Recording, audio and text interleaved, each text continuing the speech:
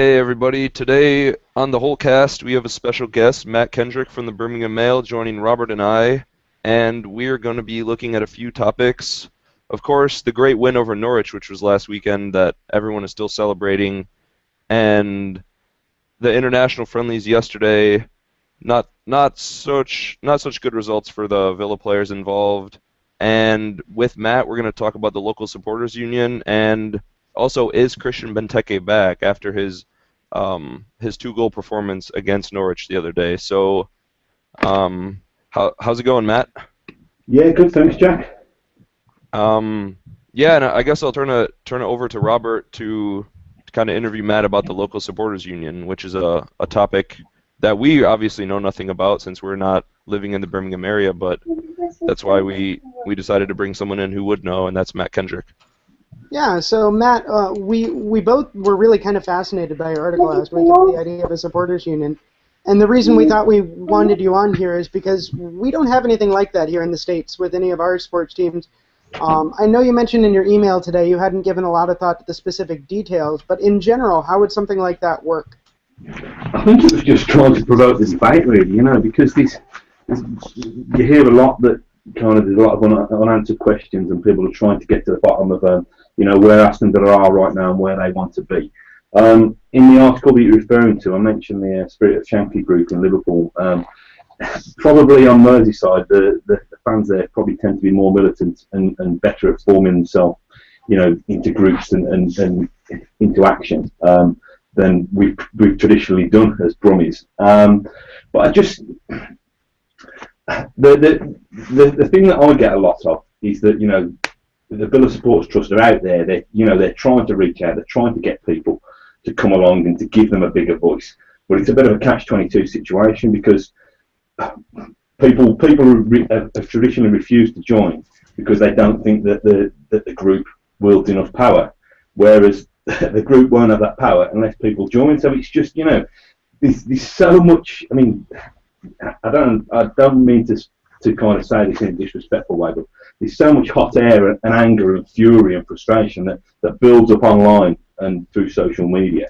And you just think, but amidst all that, there's a lot of good ideas and there's a lot of people with collective thoughts and collective ideas. And if only those people could join together rather than kind of ranting at each other on Twitter, then I think that there is that core element of Villa fans who could give the fan base a bigger voice.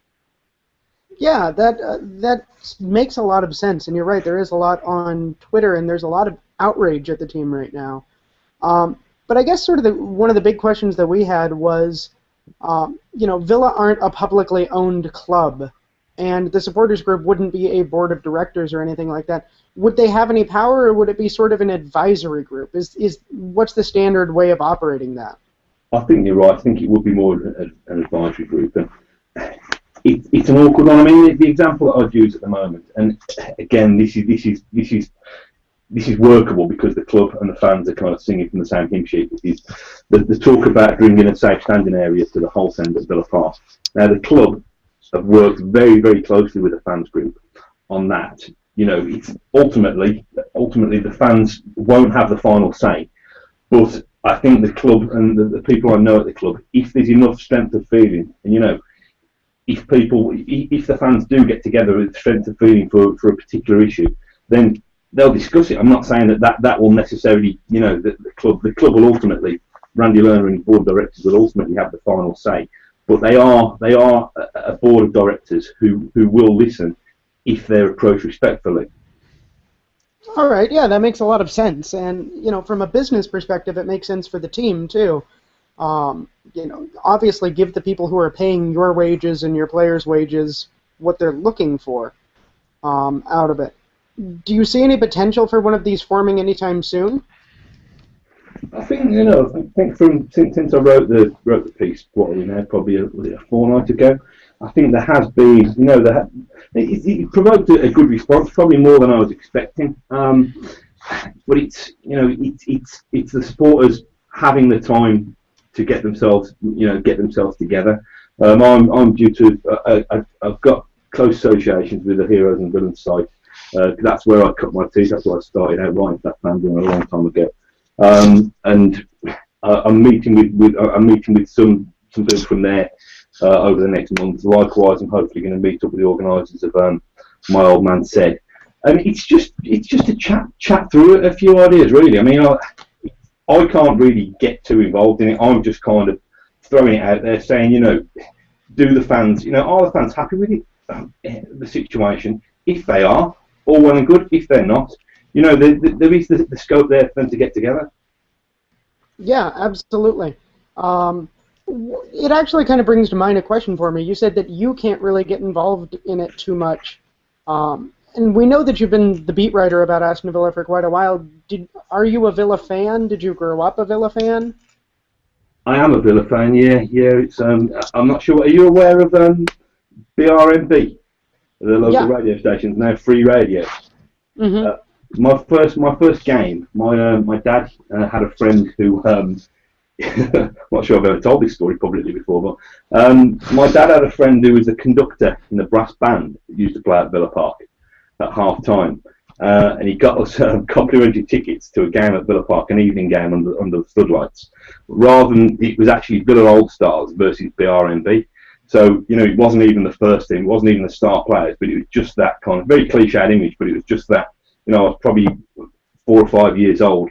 And it was just that first image of the big green square of grass even under the floodlights, and it was just just that moment on. So as I was growing up, kind of had one main ambition. When I realised I wasn't good enough to play for the Villa, I was probably about 11 or 12 when that harsh reality first sank in.